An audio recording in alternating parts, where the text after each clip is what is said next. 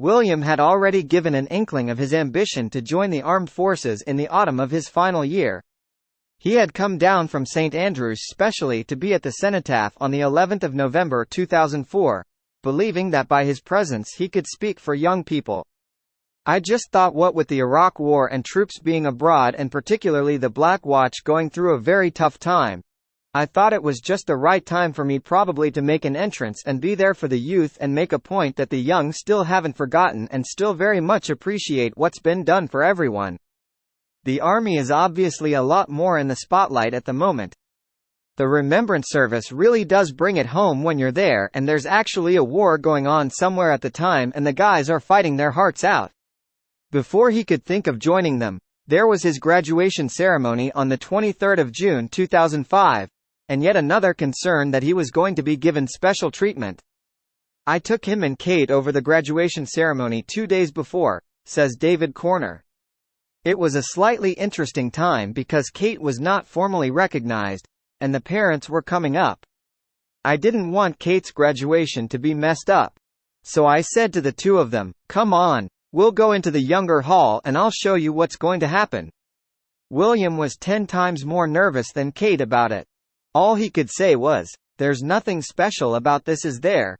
And I said, "No, the only thing that's special is that your grandparents will probably get a better seat than my grandparents would. But there's nothing different whatsoever." David had met Kate only a couple of times, and then because he'd worried she might be adversely affected by all the fuss that was going on. When she was with William at that stage, she seemed to be very much a practical guide to him. If I would say, "Look William, we'll do it this way," William would say, "Ooh," and Kate would say, "That's right, do that," and it would be done in that way. It was an extraordinarily down-to-earth approach. Those stories in the media breaking over his head compound my notion that he was dealing with it at a distance with the people he trusted. Like all the academic staff at St Andrews, David noticed a tremendous growth in maturity in William during the 4 years, as there is with most students. I saw a degree of greater relaxation. He had a tendency in earlier years, if there was something to be discussed or agreed, a practical arrangement or whatever, to say, "Oh, I'll think about it." He gradually became more decisive. And he was coming forward and saying things. I think he had always been forthright with the palace. He told them what he wanted, but he wasn't with us.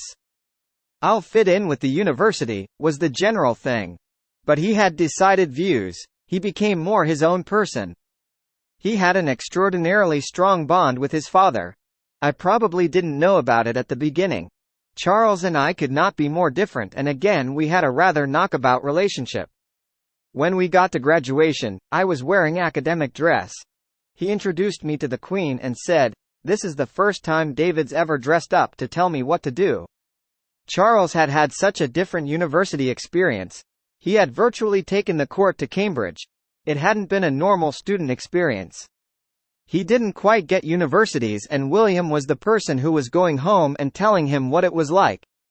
There was immense fondness between the two of them. It was one of the first times Camilla was meeting the Queen in her new married role, and I remember Camilla being more nervous than I was about what she should do when the Queen and Duke of Edinburgh arrived, because there was a degree of protocol about the graduation that was very odd. We did not want it to be a formal visit because that would have messed it up for every other parent sitting there.